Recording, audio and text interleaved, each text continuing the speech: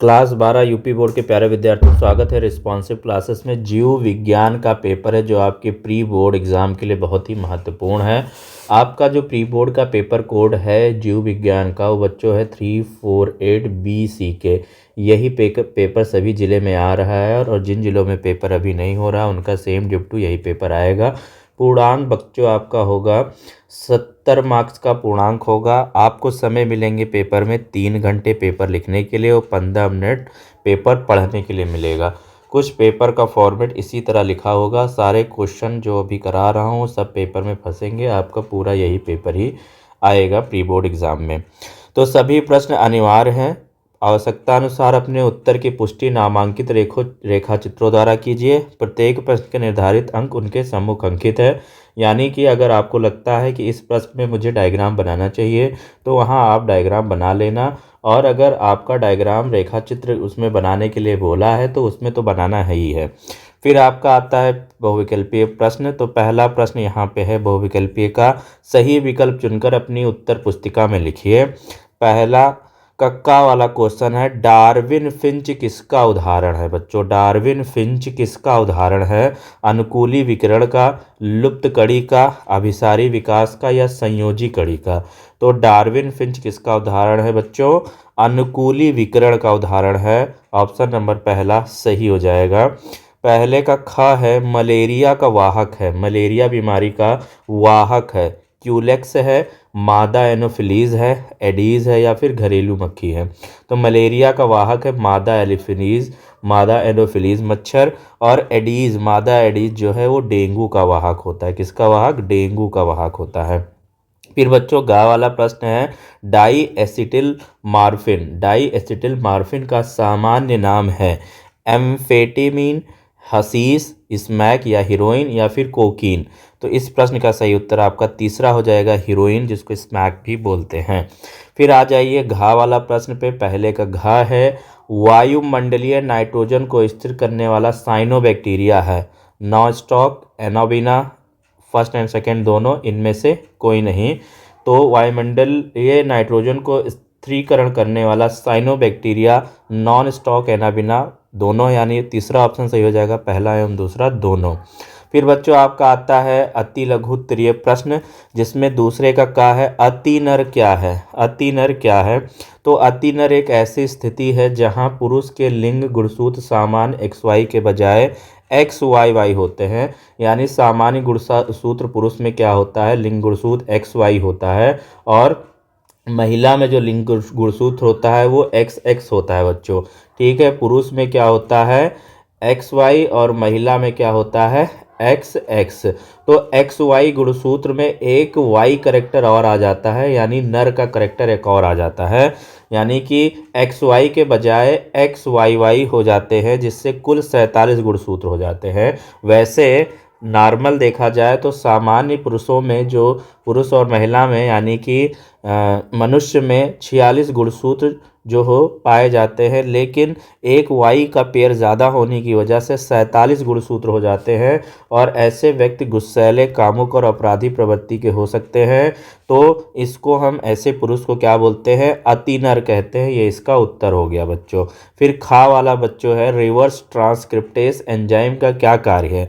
तो reverse transcriptase एक enzyme है जो RNA राइबो न्यूक्लिक एसिड को टेम्पलेट के रूप में उपयोग करके DNA का फुल फॉर्म होता है डीऑक्सी राइबो न्यूक्लिक एसिड का संश्लेषण करता है। फिर ग वाला प्रश्न है बच्चों, एक्सेस क्या है? एक्सवा या पेटेंट क्या है? तो पेटेंट एक कानूनी अधिकार है जो सरकार द्वारा किसी आविष्कार को उसके नए आविष्कार के लिए दिया जाता है। फिर घा वाला प्रश्न है बच्चों, प्राथमिक लसिकांब अंग के 2 उदाहरण लिखिए। तो प्राथमिक लसिकांब अंग के 2 उदाहरण अस्थिमज्जा और थाइमस हैं। फिर बच्चों पवित्र उपवन क्या है? तो पवित्र उपवन ऐसे वन क्षेत्र होते हैं जहां स्थानीय समुदायों द्वारा धार्मिक मान्यताओं और परंपराओं के कारण संरक्षित किया जाता है, जहां पेड़ पौधों और वन्य जीवों को काटना या नुकसान पहुंचाना वर्जित होता है। फिर लघु उत्तरीय प्रश्न में आते हैं बच्चों, जिसमें तीसरे का वाला प्रश्न है, परिभ्रूण पोष क्या है, एक उदाहरण दीजिए।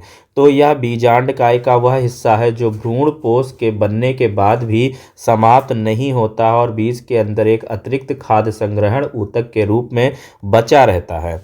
यह द्विगुणित होता है, जबकि भ्रूणपोष क्या होता है, त्रिगुणित होता है, जो इसे भ्रूणपोष से अलग करता है। उदाहरण की बात करें तो काली मिर्च, यह परिभ्रूणपोष का एक उत्कृष्ट उदाहरण है जहां बीजांडकाय का यह हिस्सा भोजन का संग्रह करता है।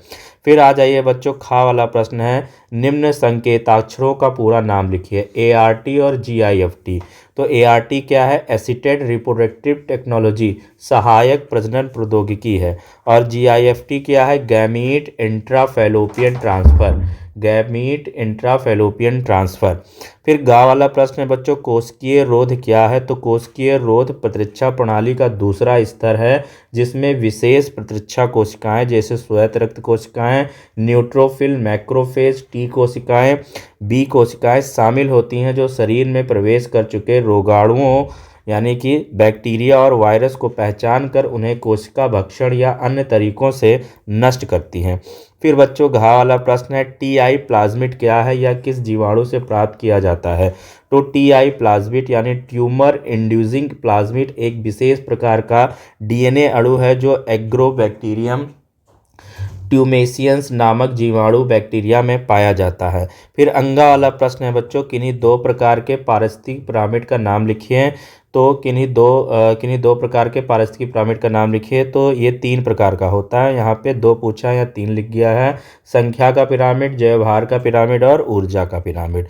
फिर बच्चों लघु उत्तरीय प्रश्न में आ जाइए, लैंडिंग कोशिकाएं कहाँ पाई जाती हैं, इसके प्रमुख कार्यों को लिखिए। तो बच्चों इसका उत्तर यहाँ पे हमने लिखा है कि लैंडिंग कोशिकाएं पुरुषों के वृषण टेस्टिस में शुक्रजनन नलिकाओं यानी सेमिनिफोरस ट्यूब्यूल्स के बीच अंतरालीय ऊतक इंटरस्टाइल टिश्यू में पाई जाती है और इनका मुख्य कार्य टेस्टोस्टेरोन जैसे पुरुष हार्मोन का उत्पादन करना है जो शुक्राणु निर्माण और पुरुष यौन विशेषताओं के विकास के लिए आवश्यक है। फिर बच्चों खा वाला प्रश्न है, अनुन्मील्य पुष्प क्या है, इस प्रकार के पुष्पों की 2 विशेषताएं लिखिए। तो अनुन्मील्य पुष्प ऐसे द्विलिंगी पुष्प होते हैं जो कभी भी खिलते नहीं हैं। इनके परागकोश और वर्तिकाग्र एक दूसरे के बहुत करीब होते हैं और जब परागकोश फटते हैं तो परागकण तुरंत उसी फूल के वर्तिकाग्र पर गिर जाते हैं और परागण हो जाता है, जैसे कैनकोवा और मूंगफली। इनकी 2 विशेषताएं ये हैं, कभी ना खुलना, ये पुष्प अपनी कलिका अवस्था में ही बंद रहते हैं और कभी खुलते नहीं हैं, जिससे परागण के लिए हवा या कीटों जैसी बाहरी कारकों की आवश्यकता नहीं होती है। फिर है निश्चित स्वपरागण, चूंकि ये कभी खुलते नहीं हैं और परागकण उसी फूल के अंदर ही वर्तिकाग्र पर गिरते हैं, इसलिए इनमें हमेशा स्वपरागण होता है जो कि आनुवांशिक रूप से स्थिर और विश्वसनीय होता है। फिर गा वाला प्रश्न है बच्चों, मधुमक्खियों में लिंग निर्धारण की प्रक्रिया का सचित्र वर्णन कीजिए। ये प्रश्न आपको तैयार कर लेना है, ये आपके प्री बोर्ड में पूछा जाएगा। फिर घा वाला प्रश्न है, हार्डी वीनबर्ग साम्यता को प्रभावित करने वाले कारकों के नाम लिखिए। तो हार्डी वीनबर्ग साम्यता को प्रभावित करने वाले मुख्य कारक हैं उत्परिवर्तन, प्राकृतिक चयन, आनुवांशिक विचलन, जीन प्रवाह और यादृच्छिक मैथुन। ये कारक समय के साथ जनसंख्या के जीन पूल में बदलाव लाते हैं जिससे आनुवांशिक संतुलन बिगड़ जाता है और विकास होता है। फिर बच्चों यहाँ पे आपके अतिरिक्त लघु उत्तरीय प्रश्न है जो यहाँ पे प्रश्न लिख रखे हैं, का, ख और ये घा वाला। सूझ प्रवर्धन को समझाइए, सोमा क्लोन क्या है, ये सब आपको तैयार करना है। स्क्रीनशॉट लेके इन प्रश्नों के उत्तर आप विद्या या कहीं से भी आप इसको तैयार कर लीजिए। फिर आपका विस्तृत लघु उत्तरीय प्रश्न है। विस्तृत लघु उत्तरीय प्रश्न में छाक का वाला है कि प्रतिरक्षी एंटीबॉडी की संरचना का नामांकित चित्र बनाइए, प्रतिरक्षों के 2 प्रकार के नाम लिखें। ये भी प्रश्न का उत्तर आपको तैयार करना है। फिर खा वाला है, चारण खाद्य श्रृंखला और अपरद खाद्य श्रृंखला में अंतर बताइए, ये भी प्रश्न आपको तैयार करना है। गा वाला है, जैव विविधता हॉटस्पॉट की किन्हीं 2 विशेषताएं बताइए। भारत में एक हॉटस्पॉट का नाम लिखिए, ये भी प्रश्न आपको तैयार करना है प्री बोर्ड के लिए। फिर है घा वाला, BOD का पूर्ण रूप लिखिए। एक तालाब के जल का BOD 16 mg पर लीटर, इसके जल की गुणवत्ता पर अपनी राय दीजिए। ये प्रश्न भी तैयार करना है। फिर बच्चों आपका लॉन्ग आंसर टाइप क्वेश्चन है, जिसमें 7वां प्रश्न स्टार्ट होता है। लॉन्ग में आपको एक ऑप्शन में दिया जाएगा। अभी प्री बोर्ड के लिए एक कोई आप तैयार करके जाइए, क्योंकि सेम पेपर ही आपका आने वाला है। एक प्रारूपी आवृतबीजी भ्रूणकोश यानी मादा युग्मकोदित की संरचना का स्वच्छ नामांकित चित्र सहित वर्णन कीजिए। फिर एक ग्राफी फुटक का एक नामांकित चित्र बनाइए। आर्तो चक्र का नियमन करने वाले 3 हार्मोन्स के नाम और उनके कार्य लिखिए। फिर 8वां है मनुष्य में कोई 2 लिंग सहलंग अप्रभावी विकारकों के नाम लिखिए। वर्णांधता की वंशागति को उपयुक्त चित्र की सहायता से समझाइए। फिर बच्चों इसके साथ जो ऑप्शन में है वह है ड्रग या ऑब्लिक अल्कोहल कुप्रयोग के प्रभाव, उनके रोकथाम की विस्तार पूर्वक वर्णन। ये पढ़ लीजिएगा, प्रश्न बहुत इजी है, इसको अटेंड कर लेना। फिर 9 वाला प्रश्न है सहोपकारिता का उदाहरण सहित वर्णन कीजिए। यह सहभोजिता से कैसे भिन्न है। 5 नंबर का। अथवा में आपको टिप्पणी लिखनी है। 2.5 नंबर का। जैव मिनरल रिजर्व और प्राकृतिक वर्ण। तो इसमें से कोई एक आप तैयार कर लीजिए, आपका प्री बोर्ड में फंस जाएगा।